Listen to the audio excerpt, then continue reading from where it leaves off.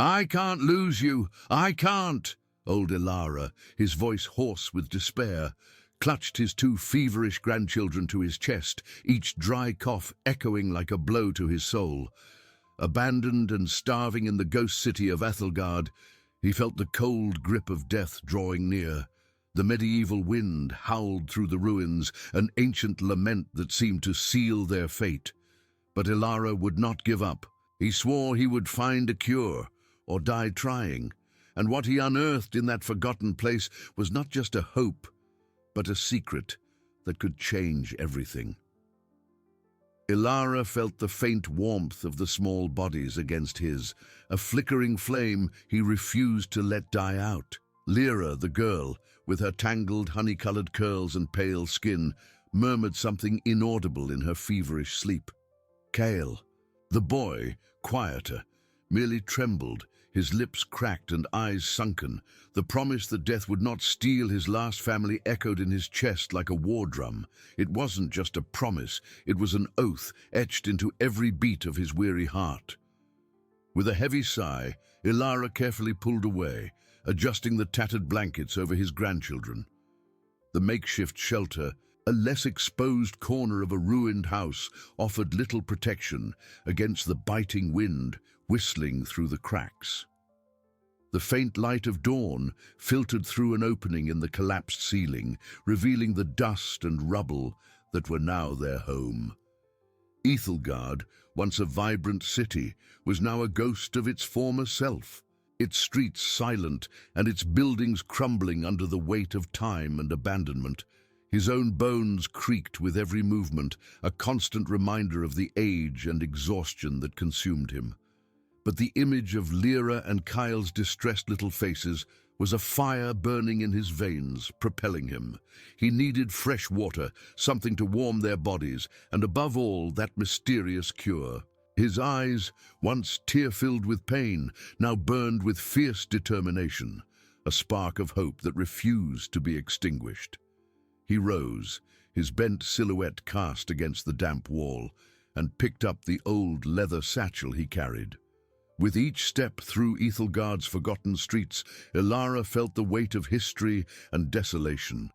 Once imposing towers were now piles of stones, and the squares where life once teemed were overgrown with weeds and silence.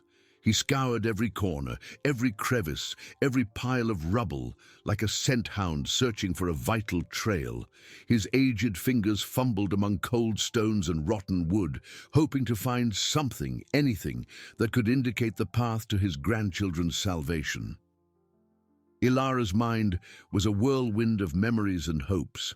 He remembered the joyful laughter of his wife, the days when Ethelgard was full of life, Lyra and Cale's small hands holding his, full of vigor and innocence.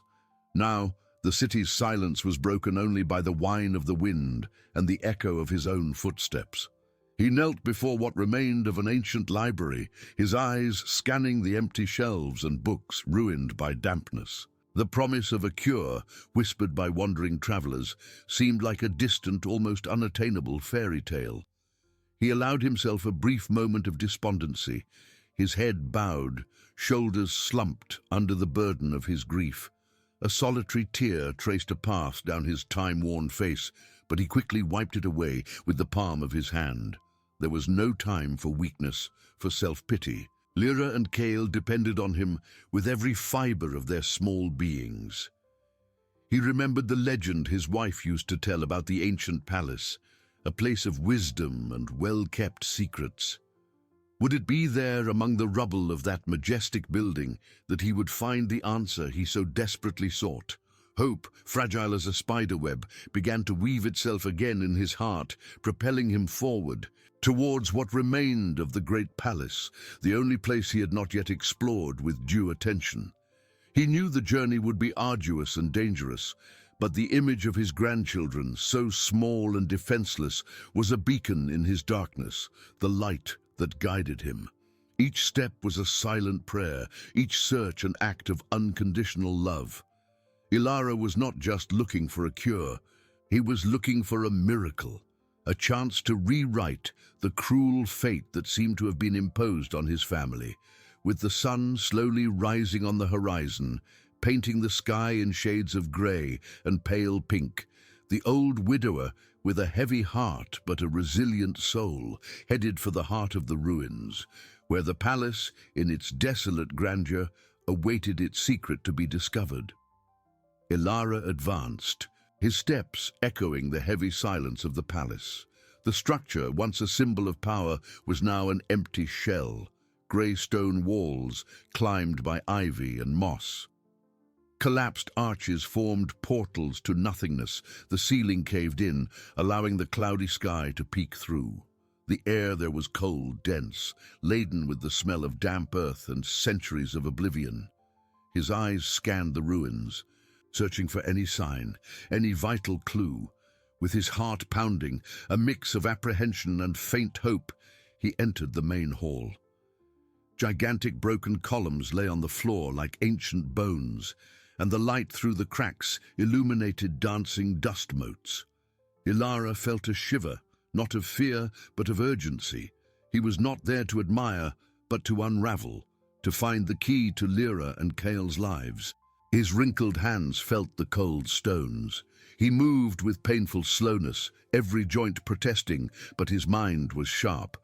He passed through side chambers, some intact, others crumbled. In one of them, which looked like a library, he saw remains of rotten wooden shelves and scattered parchment fragments. His heart quickened. Manuscripts. With trembling hands he knelt, ignoring the pain, and examined the pieces. Most were illegible, ruined by dampness, but a small scroll protected under a slab seemed better preserved. With extreme care, Ilara unrolled it. The ink was faded, but the fine letters could still be discerned. It was an ancient text. In elegant calligraphy he could barely decipher, but words like herb, cure, and light jumped out at him. His fingers traced the lines, his vision blurred by emotion. It wasn't the complete cure, but a direction, a hint. The parchment described a rare plant, blooming in rare conditions, and mentioned a hidden garden, a place of wisdom and healing power, hidden beneath the veil of stone. Hope, once a faint flame, now burned brighter, warming his chest. His eyes widened, scanning the surroundings with new purpose. Beneath the veil of stone, he murmured, his voice hoarse. Secret passage? Underground? He rose, his fatigue forgotten. The search, complex, had become promising. He had a clue, a ray of sunshine in the darkness. Ilara clutched the scroll to his chest, feeling the fragile paper. The pale faces of Lyra and Kale appeared, giving him new energy. He couldn't fail. That hidden garden was the next stage of his desperate journey. He began to inspect walls, floor slabs, dark corners, looking for any irregularity that indicated a passage. His aged fingers, now more agile, felt every inch, driven by the strength of love. Ethelgard, the ghost city, still held secrets, and Ilara was determined to unravel them, one by one, for the lives of his grandchildren. He took a deep breath, the cold air filling his lungs, and continued, the promise of life echoing in every beat. The sun was already beginning to set, and time was a silent enemy, but Ilara would not be deterred. Ilara, with the crumpled scroll in hand, felt that every second away from Lyra and Kyle was a heavy burden. His eyes, once fixed on the faded lines, now scanned the stone walls with renewed intensity. Beneath the veil of stone, the phrase echoed in his mind, an enigma to be deciphered. He began to lightly tap each slab, each pillar, seeking a hollow sound, a different vibration that indicated a secret passage. His wrinkled and calloused fingers slid over the cold, uneven surface, feeling the rough texture of time. The low sunlight cast shadows, making the search challenging. The palace seemed to mock him with its well-kept secrets.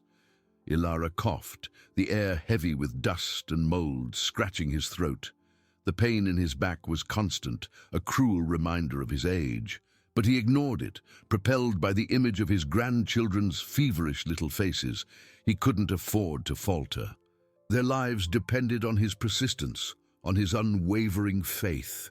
In a less crumbled section, among faded frescoes, he noticed a small, peculiar protrusion in the stone, covered by a thin layer of moss.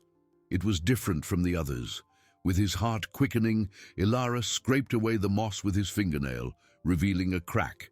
His fingers felt around, searching for a lever or mechanism. Hope mingled with apprehension. What if it was just a flaw in the stone? What if it led nowhere? He pushed. Nothing. He pulled. Nothing. Discouragement threatened to overwhelm him, but he gritted his teeth. Lyra! Kale! He remembered the sparkle in Lyra's eyes when she laughed, Kale's tight embrace. That memory was his strength. He tried to twist the protrusion, and to his surprise, felt a slight click. A soft sound, almost inaudible, echoed through the chamber. The stone, previously immobile, began to yield, revealing a damp, cold darkness. A passage. He could barely believe it. The air coming from within was different, denser, with a peculiar smell of wet earth and something alive. Ilara lit the small torch he always carried, a flickering flame that trembled in his hands. The light revealed steep, uneven steps descending into the unknown. Caution called to him, but urgency was greater. Ilara knew there was no time for hesitation. Every step that took him away from his grandchildren was a torment, but every step towards the cure was a promise. He looked back at the desolate vastness of the palace, and then at the inviting darkness of the passage. With a deep sigh, he began to descend, his aching muscles protesting with every movement, but his mind focused on the goal. The torchlight danced on the stone walls, revealing ancient inscriptions and strange symbols he didn't understand. The path was narrow and winding, and Ilara often had to stoop to pass. The dampness increased, and the sound of water drops falling somewhere deeper became audible. He felt the presence of something ancient, something sacred. Could this be the hidden garden the parchment spoke of? Hope transformed into an almost palpable certainty. His thoughts flew to Lyra and Kyle, to the relief he would feel, seeing them breathe easily again, with the sparkle returning to their eyes. He imagined the warmth of the sun on their faces, the energy in their small bodies. The descent seemed endless, a tunnel to the heart of the earth. Ilara felt extreme tiredness, physical and mental exhaustion, but the vision of his healthy grandchildren was a balm for his soul. He clung to this image with all his might, using it as a shield against despair. Finally, after what seemed an eternity, the steps ended on a landing. The passage opened into a larger chamber, and Ilara's torchlight revealed something that made him hold his breath. Before him, beneath the earth, was a vast and surprising space. The air there was fresh and fragrant, unlike anything he had felt in the ruins. The torchlight revealed not just stone walls, but also a soft, greenish glow that seemed to come from within the mysterious chamber itself. His eyes widened, trying to absorb the sight. He was there. He had found it. Ilara's heart pounded erratically, a mix of triumph and reverence. The promise was about to be fulfilled. Ilara, his heart pounding erratically, barely processed the sight. The promise was about to be fulfilled. The underground chamber was not dark.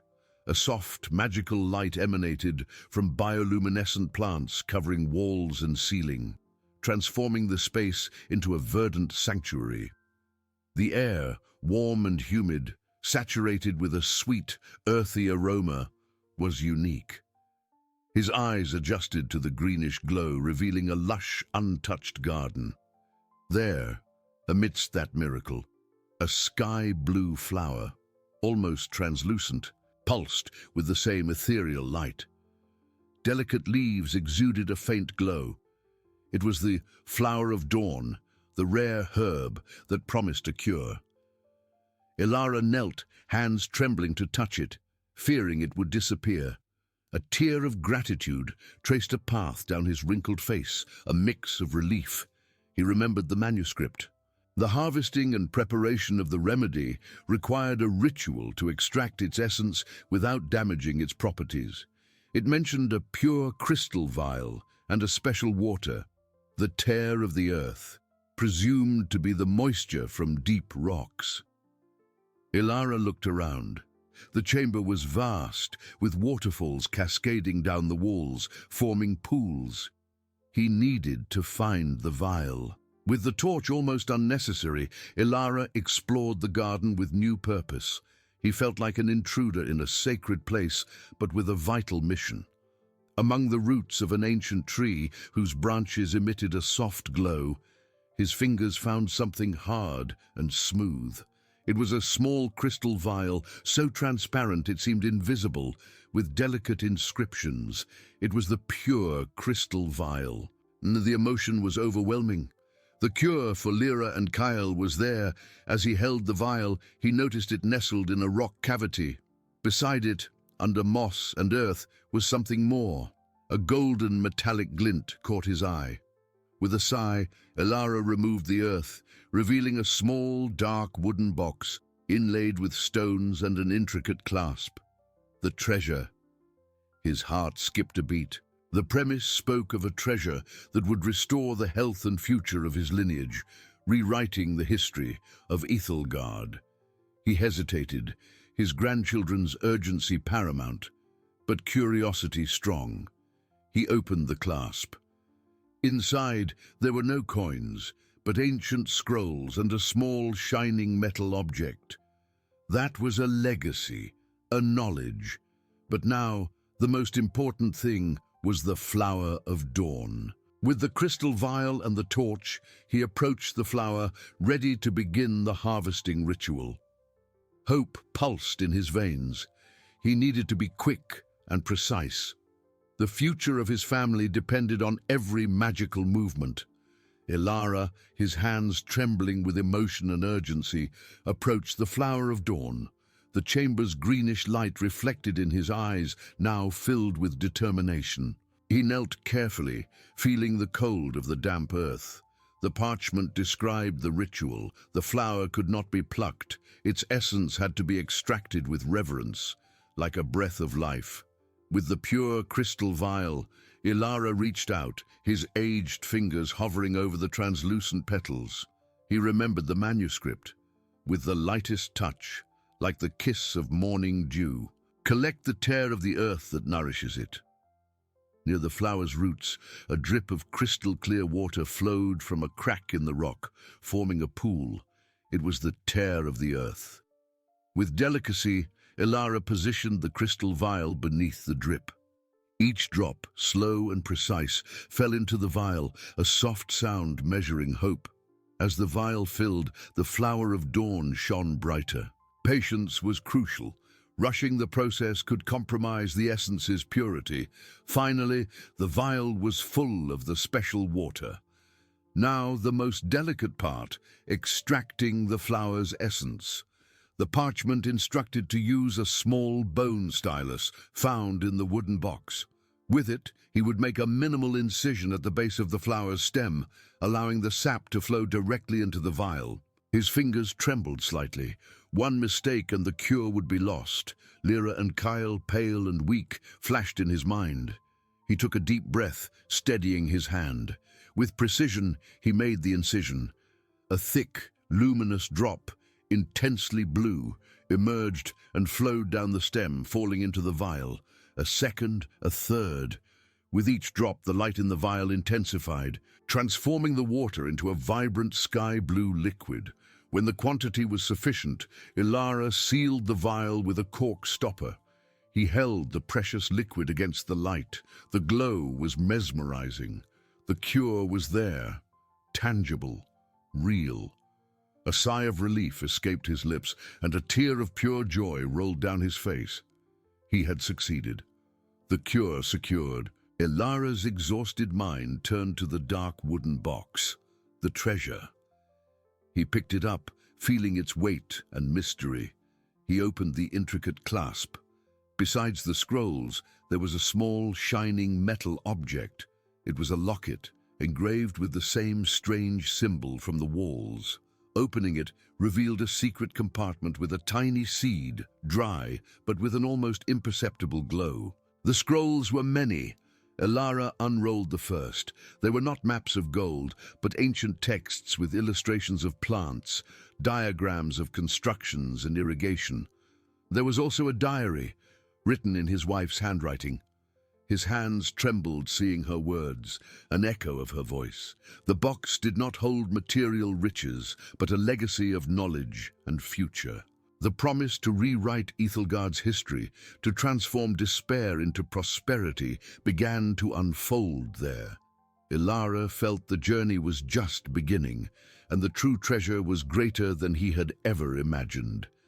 Elara held the crystal vial with the sky-blue essence, the weight of cure and hope in his trembling hands. The sight of his wife's diary, with her familiar handwriting, was both a balm and an open wound. His heart heavy, he felt the urgency to return to Lyra and Chaol, but curiosity and longing pulled him to the pages his beloved had written. No. First, the grandchildren. The treasure, the legacy, could wait. Their lives were what mattered now. With a sigh that carried the weight of years of pain and the lightness of a new hope, Elara closed the dark wooden box, nestling it carefully under his arm along with the vial. The climb up the damp, uneven steps of the secret passage seemed more arduous than the descent.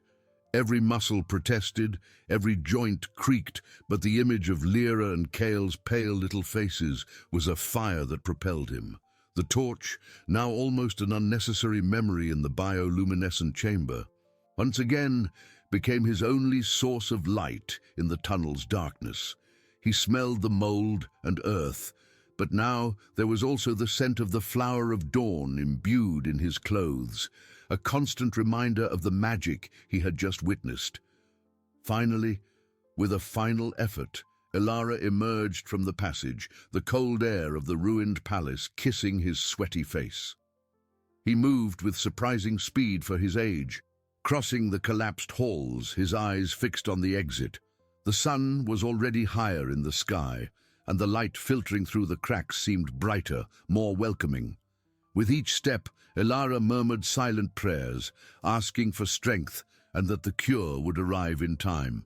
The ghost city of Ethelgard seemed to watch him, its silent ruins witnessing a grandfather's desperate race. The wind howled, but now it seemed like a whisper of encouragement, no longer a lament of despair. Reaching the makeshift shelter, Elara's heart tightened, seeing Lyra and Chaol even paler, their small bodies trembling under the tattered blankets. Chaol coughed weakly, a sound that tore through the silence. Lyra, with her eyes half open, seemed to struggle to breathe. There was no time to lose. His hands steady, despite exhaustion, Elara opened the crystal vial. The sky-blue liquid glowed with its own light, almost pulsing. "My loves, Grandpa's back," he whispered, his voice thick with emotion. "I brought the cure." With extreme care, he lifted Lyra's head, touching the vial to her cracked lips. The girl, with visible effort, swallowed a few drops. Elara watched, apprehensive, waiting for a reaction. Nothing immediate. He repeated the process with Chaol, who also drank with difficulty. The old widower sat between them, holding them close, the empty vial now in his hand, a promise fulfilled. He waited, time dragging like an eternity. Minutes stretched into an hour. Lyra and Chaol's fever seemed to subside a little. Their breaths, though still weak, seemed less strained. Elara felt a pang of hope, but uncertainty still lingered. Would it be enough? He needed something to calm his restless spirit. His eyes fell on the wooden box he had left beside him. With a sigh, he opened it again, picking up his wife's diary. The aged leather cover, the smell of old paper. He opened the diary to a random page, his fingers brushing the faded ink. It wasn't a recent entry, but a passage that seemed to call to him. "My beloved Elara," He began to read, his wife's voice echoing in his mind. "If one day you find these words, know that my heart has always been with you. I kept a secret, not out of malice, but to protect what was sacred.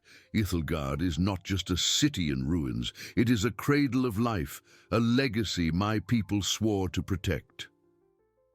The flower of dawn, the hidden garden. I knew of its existence, and I knew that one day necessity would bring someone worthy to find it. I spent years studying the ancient manuscripts, deciphering the secrets that could restore Ithilgard. And there is more, much more. There is a map to the true source of everything, a place that can nourish not only healing, but hope for the entire city. I hid it in the safest place I know, a place that only you, with your pure heart and unwavering determination, could find. Ilara felt a shock. His wife knew. She had kept this secret, and she had guided him. The next page contained an intricate drawing, a partial map, and a single word written in a different, older script: the source. The treasure was not just knowledge, it was a path, and his wife had been the silent guardian of that path. The revelation hit Ilara with the force of a wave. His beloved, whom he thought he had lost forever, was there, guiding him, calling him to a mission far greater than he had ever imagined. The revelation hit Ilara with the force of a wave. His beloved, whom he thought he had lost forever, was there, guiding him, calling him to a mission far greater than he had ever imagined. The diary, with his wife's handwriting, seemed to vibrate in his hands, a tangible link to the past and a bridge to an uncertain future. His tear-filled eyes scanned the lines again, absorbing every word, every silent instruction. She hadn't abandoned him. She had prepared him. With a deep sigh, Ilara diverted his gaze from the diary to Lyra and Kyle.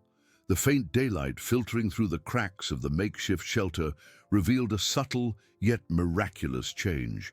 The extreme paleness of their faces seemed to have lessened a little, and the fever, once burning, was now just a gentle warmth to the touch of his wrinkled hand. Lyra's breathing, though still shallow, was no longer as labored, and Kyle, who had previously coughed with painful frequency, now only let out an occasional clearing of his throat. Ilara felt the lump in his throat loosen, and a tear of relief traced a path down his face, mixing with dust and sweat. The cure had worked. The flower of dawn, the tear of the earth, had fulfilled its promise. He knelt between his grandchildren, kissing their foreheads, feeling the faint warmth of life returning. Overwhelming love flooded his chest, a gratitude so profound it almost choked him. They were safe, for now. But his wife's diary spoke of something more, of a legacy for Ithilgard, of a source that could nourish hope for the entire city. Ilara's mission didn't end with his grandchildren's health, it was just beginning. He opened the diary again, his aged fingers tracing the intricate drawing of the partial map and the word, the source. His wife, with her wisdom and foresight, had foreseen the need. She had kept Ithilgard's secrets not out of selfishness, but for the right moment, for the right person. Ilara felt the weight of responsibility, a heavy burden, but also an immense honor. He, an old widower, weakened by life, had been chosen to be the guardian of a future. His mind buzzing with thoughts, he picked up the other scrolls from the wooden box. They were not just ancient texts, but detailed projects, diagrams of irrigation systems, techniques for cultivating resilient plants, and even sketches of structures that could revitalize the ruins. There was a complete manual for the resurrection of a city, a testament to his wife's love for Ithilgard and its people. The tiny seed in the locket, once a mystery, now made sense. It was the seed of a new life, of a new era. Ilara closed his eyes for a moment, feeling the exhaustion in every fiber of his being, but also a renewed strength.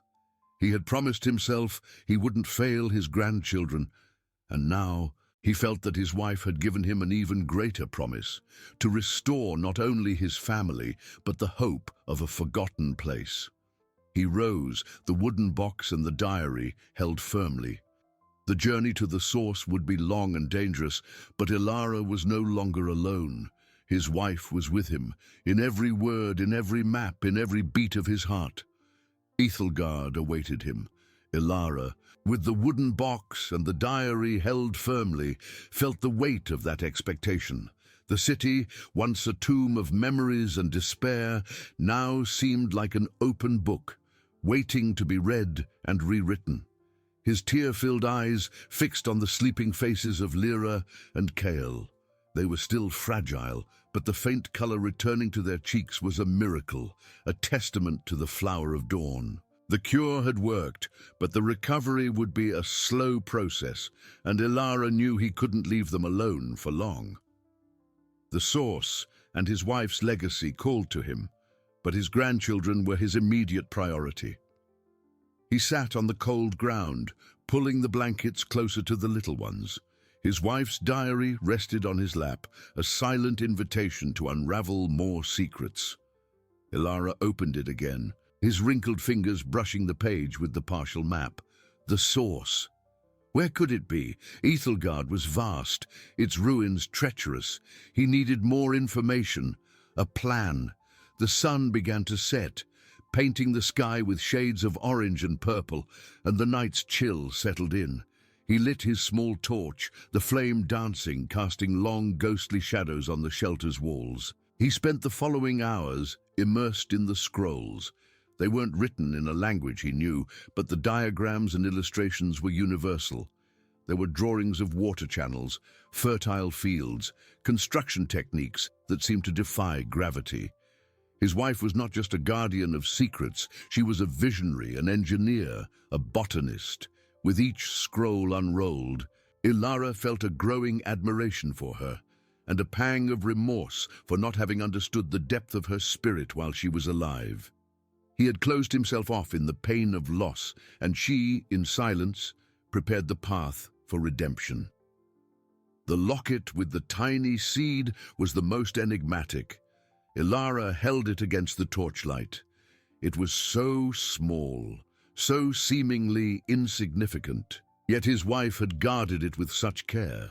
Could it be the seed of a special plant, perhaps one that could thrive even in Ethelgard's arid lands? The hope of a verdant future began to sprout in his heart, a vivid contrast to the desolate landscape around him. While Lyra and Chaol slept, their breaths now more regular and deeper, Ilara planned. He would need supplies, a means of transport for his grandchildren when they were stronger, tools for exploration. The journey to the source would not be a simple walk. It would be an expedition, a rebirth. He felt the weight of age in his bones, but the flame of determination burned stronger than ever. It wasn't just for Lyra and Chaol now, it was for Ethelgard, for his wife, for a future that seemed impossible just hours ago. He remembered his wife's words in the diary, "with your pure heart and unwavering determination." Those words were an echo of faith, a vote of confidence that propelled him. Ilara knew the task would be monumental, full of challenges and uncertainties. The city held secrets, and not all would be benign. But he was no longer alone. He had his wife's wisdom, the promise of healing for his grandchildren, and the vision of a reborn Ethelgard. Dawn would bring new challenges, but also new opportunities. He needed a plan, and the first step would be to ensure Lyra and Chaol were completely out of danger before venturing into the next phase of the mission. The journey to the source would begin, but only when his little ones were ready to witness the miracle that was to come. The dawn brought with it a soft, promising light, which crept through the cracks of the makeshift shelter, kissing the sleeping faces of Lyra and Chaol. Ilara, who had dozed off sitting, his head slumped on his chest, awoke with a start. His tired eyes, but full of new hope, immediately sought out his grandchildren. Lyra opened her eyes first. a light blue that had once seemed dull, now with a faint sparkle. She moved her head slightly, and a small smile, weak but genuine, appeared on her lips. Kyle, beside her, let out a deep sigh and stirred, turning to his grandfather. The fever had completely disappeared, and though still pale, a rosy color began to return to their cheeks.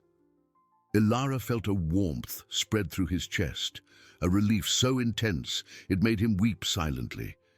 He extended his wrinkled hand and touched Lyra's forehead, then Kale's. They were cool. The miracle had happened. "My loves," he whispered, his voice thick with emotion. "You're getting better." Lyra stretched out a weak little hand and squeezed Ilara's finger, a gesture worth more than 1,000 words. Kale, his eyes still a little sleepy, murmured an almost inaudible "Grandpa," but it resonated like music in the old man's ears. He rose carefully, feeling the aches of a restless night, but the joy that flooded him was a balm. He needed water and something to feed them. His supplies were scarce, but the city, he knew, held some secrets. With the diary and scrolls still held firmly in the wooden box, Ilara thought about how he could get food. The priority now was to nourish those small, recovering bodies. He had saved some dried fruit and a bit of hard bread in a cloth bag, remnants of his last provisions. With delicacy, he offered a piece of fruit to Lyra, who accepted it with a nod. She chewed slowly, and Ilara watched every movement, every sign of life returning. As his grandchildren ate, Ilara opened his wife's diary again, his eyes fixed on the partial map and the word, "the source." The cure was guaranteed, but full recovery would require time and nourishment. The mission to Ethelgard, to the source, could not be postponed indefinitely. He felt the urgency, his wife's call in every line of the diary, but how to balance the need to explore with the responsibility of caring for Lyra and Kale. He couldn't leave them alone, not yet. His eyes scanned the scrolls once more. One of them, with diagrams of plants and cultivation techniques, caught his attention. There was a drawing of an edible root, resilient and nutritious, that seemed to thrive in arid soils. The description mentioned it was common in areas near underground watercourses. Could it be a sign? A clue not just to the source, but to an immediate source of food for his grandchildren? Ilara felt a pang of hope. If he could find this root, Lyra and Kale would have something more substantial to recover with. With a new purpose, Ilara decided his first task of the day would be to explore the vicinity of the shelter, looking for signs of this plant. He wouldn't go far, just enough to ensure his grandchildren were safe and that he could return quickly. The wooden box, with the diary and scrolls, remained beside Lyra and Kale, a constant reminder of his wife's promise. He kissed each of their foreheads, Lyra's hand closing around his finger once more. "Grandpa will be right back," he promised, his voice soft but full of determination. The journey to the source would begin with small steps, guided by the love and wisdom of the one who had loved him. With a final glance at Lyra and Kyle, who slept a more peaceful sleep, their breaths soft and even, Ilara ventured out of the makeshift shelter. The morning air was fresh and biting, but the sun was already beginning to warm Ethelgard's cold stones, painting the ruins with golden hues. In his hands, he carried a piece of parchment with the intricate drawing of the edible root and a small metal shovel he had found among the rubble.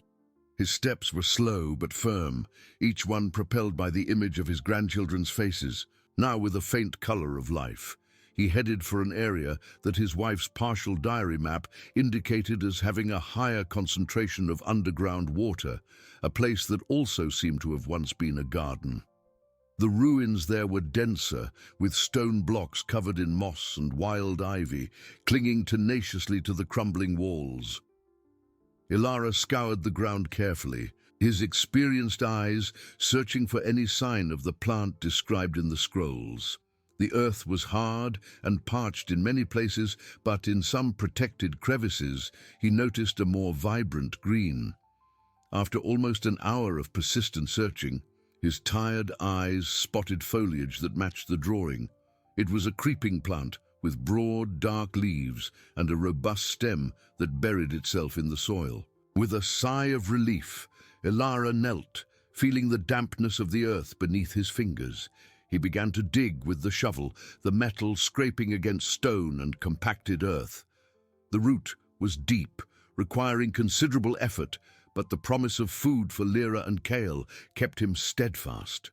As he dug, Ilara's shovel hit something harder than earth or stone. It wasn't an ordinary rock, but a smooth, cold surface. Curious, he removed more earth, revealing a stone slab that seemed artificially placed. There was an inscription on it, worn by time but still legible. It was the same ancient script he had seen in his wife's diary, and the word that stood out was unmistakable: the source.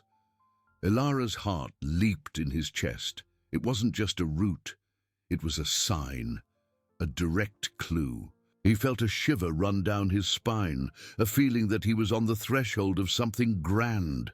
With trembling hands, he tried to move the slab, but it was too heavy. Frustration threatened to overwhelm him, but then he remembered the locket with the tiny seed. His wife had said the seed was of a new life. He took the locket from his neck, holding it against the slab. A soft, bluish glow emanated from the seed, pulsing faintly. Ilara felt a strange energy, almost a warmth coming from the stone. With a new wave of determination, he looked for a lever, a fulcrum.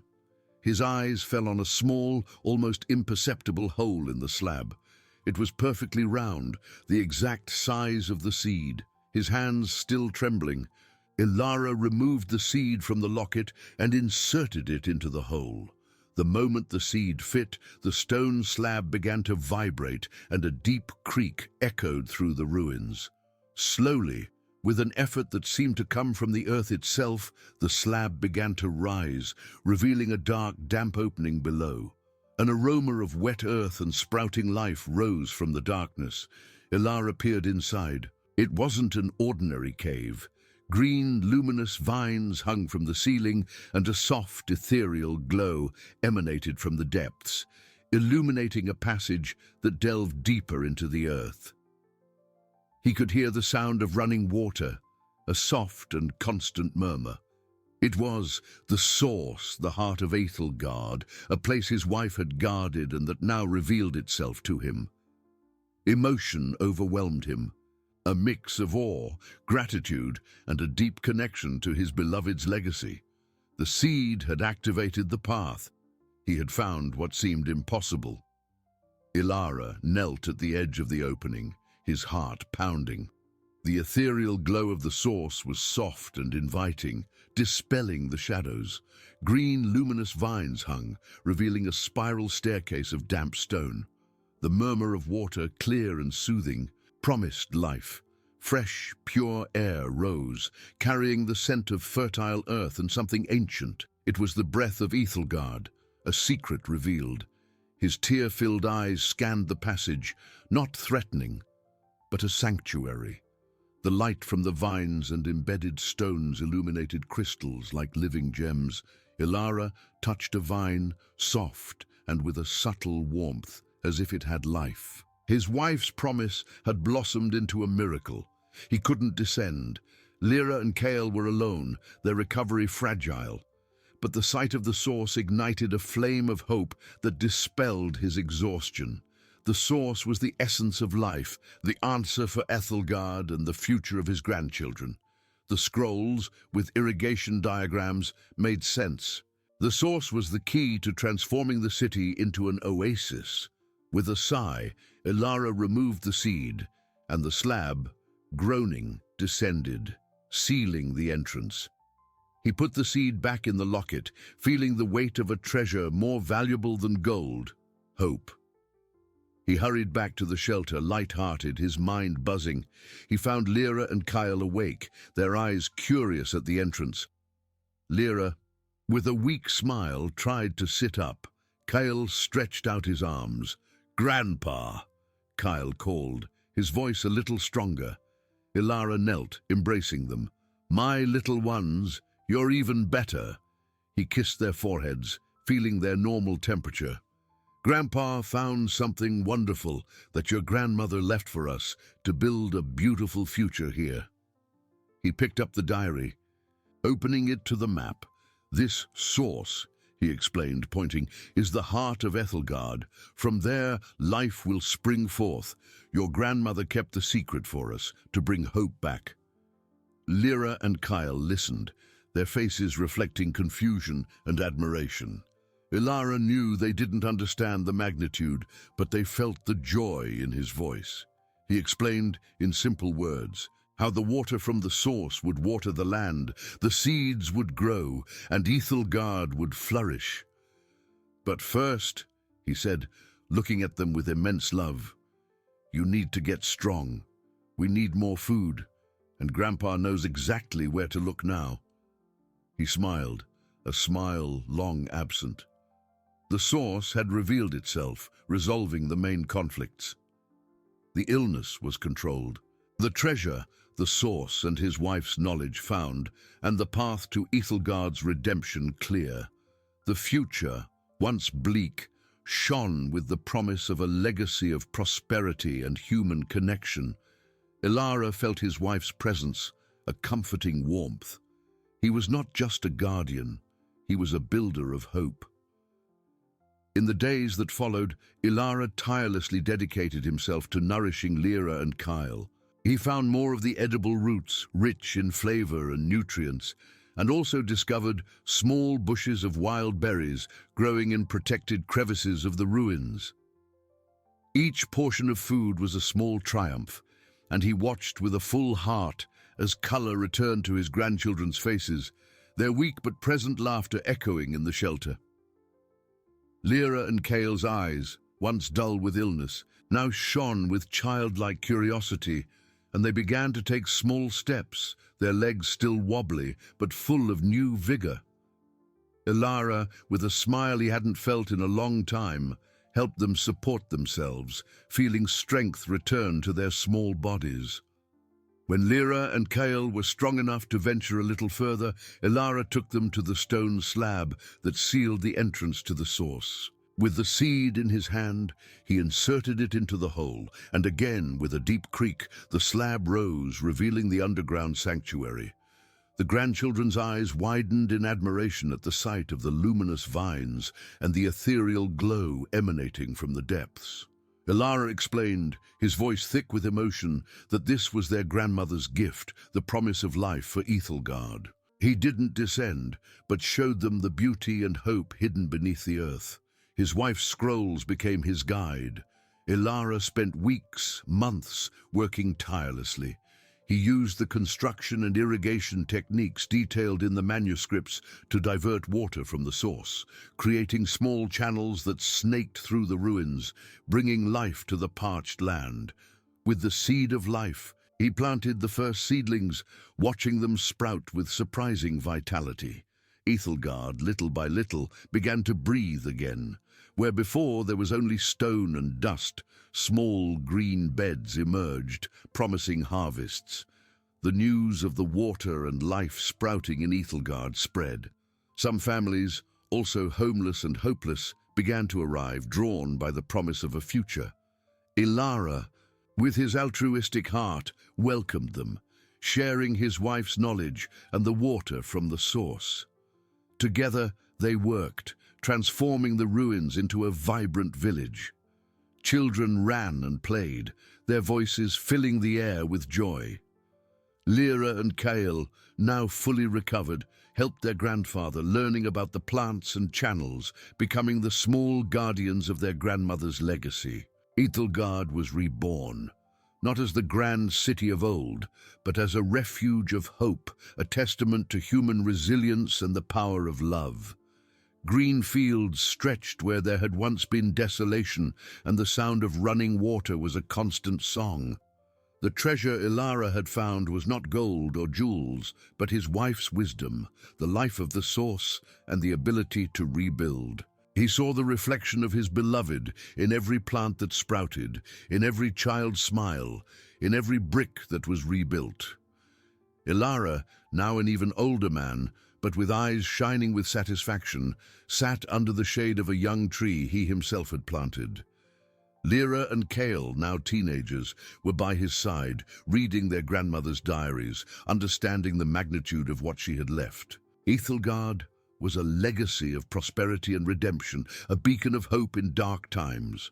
His wife's promise not only saved his family, but rewrote the history of an entire city, transforming despair into a prosperous future, founded on love, family, and human connection. Ilara knew his journey had come to an end, but his wife's legacy and Ethelgard's future were just beginning, flourishing for generations to come.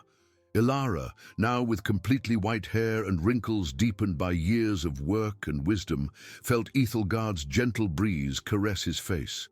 Beside him, Lyra and Kyle, no longer children, but bright-eyed young adults full of purpose, leafed through their grandmother's diaries with reverence.